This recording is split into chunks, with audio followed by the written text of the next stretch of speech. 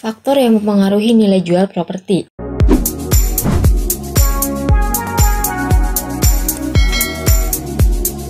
Apakah bos termasuk orang yang lagi bingung buat menentukan harga properti? Harga pasarannya lagi berapa ya? Kenapa sih kok harganya segitu?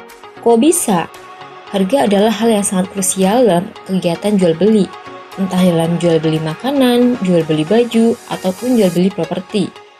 Kalau dari sisi pembeli, pasti menginginkan harga yang paling murah.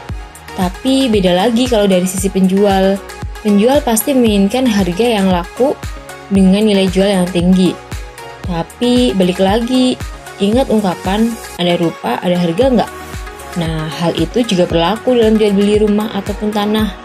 Kalau bos ingin tanah yang kualitasnya bagus, pasti harganya juga bagus. Begitupun sebaliknya. Jangan berharap yang terlalu tinggi kalau harganya murah. Sakit bos. Ada beberapa faktor yang mempengaruhi nilai jual properti yang perlu bos tahu. Biar bos gampang dibohongin oleh penjual atau pembeli yang sangat pintar-pintar. Yuk disimak. Hal pertama yang mempengaruhi nilai jual properti adalah lokasi. Lokasi lagi. Sudah menjadi rahasia umum kalau lokasi yang strategis pasti nilai jual akan lebih mahal. Lokasi di pusat kota harganya akan jauh lebih mahal daripada properti yang lokasinya ada di pinggiran kota atau pedesaan. Kenapa bisa gitu ya? Ya, karena kalau lokasi di pusat kota akan mempermudah aktivitas orang tersebut, kemana saja dekat dan mudah dijangkau. Struktur juga lebih memadai, makanya lokasi pusat kota akan jauh lebih diminati. Otomatis tanah yang lokasinya berdekatan dengan jalan, lingkungan sudah tertata, saluran drainase, jaringan listrik, jaringan PDAM, juga taman lingkungan, dan lainnya membuat harga tanah akan semakin istimewa. Kedua, berada di kawasan padat penduduk. Beruntunglah untuk bos yang tinggal di kawasan padat penduduk, karena kecenderungannya harga properti di kawasan tersebut akan terus meningkat. Kawasan padat penduduk biasanya memiliki aktivitas pembangunan dan ekonomi yang lebih tinggi daripada kawasan sepi penduduk. Hal itu karena orang-orang akan lebih memilih kawasan yang ramai. Kan nggak lucu kalau tinggalnya sendirian. Jadi semakin ramai kawasannya, maka semakin mahal pula harga properti yang dijual.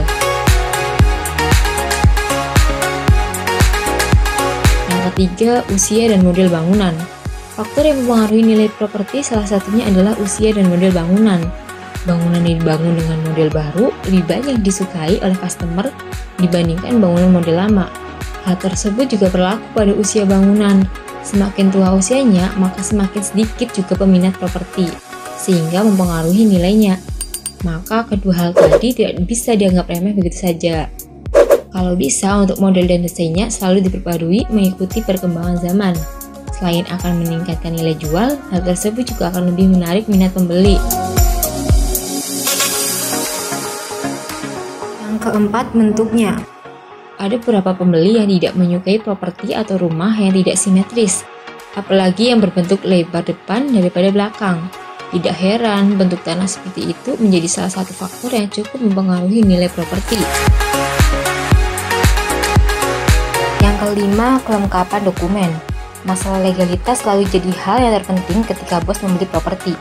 Jadi, ketika bos menjual properti, sebisa mungkin untuk melengkapi semua surat-surat berharga seperti IMB, akta jual beli atau ACB, dan sertifikat hak milik.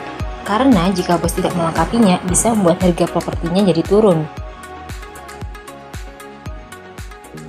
Yang keenam, tren kenaikan harga di sekitar area properti. Harga properti umumnya mengikuti harga di pasaran. Jika dalam suatu wilayah tertentu, harga properti cenderung naik, maka harga properti di wilayah tersebut ikutan naik. Adapun faktor yang mempengaruhi bisa karena tempat strategis ataupun fasilitas lebih lengkap. Dan yang terakhir, akses menuju lokasi. Properti yang memiliki akses mobil dua arah itu harganya lebih tinggi daripada akses yang satu arah. Akses mobil dua arah juga menjadi pertimbangan oleh bank ketika menilai harga properti itu. Hal ini dipertimbangkan karena jika terjadi musibah seperti kebakaran, mobil damkar jadi mudah menuju lokasi. Di sisi lain, akses yang lebar itu juga bisa mempermudah mobilitas. Nah, sekarang bos sudah nggak bingung lagi kan? Kenapa harga tanah kok ada yang mahal dan ada yang murah? Ya, itu karena beberapa faktor tadi. Semoga membantu. Salam sukses!